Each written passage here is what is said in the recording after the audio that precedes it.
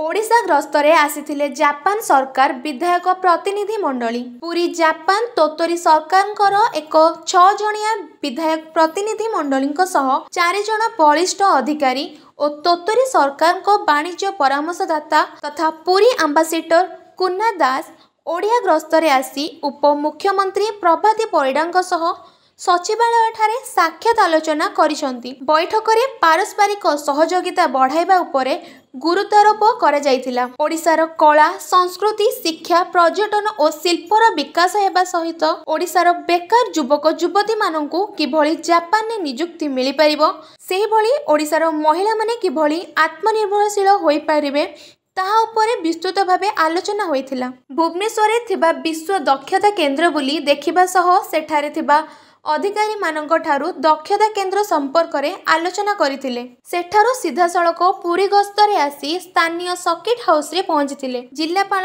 दिव्यज्योति परिडा समेत अन्य प्रशासनिक अधिकारी माने स्वागत करथिले।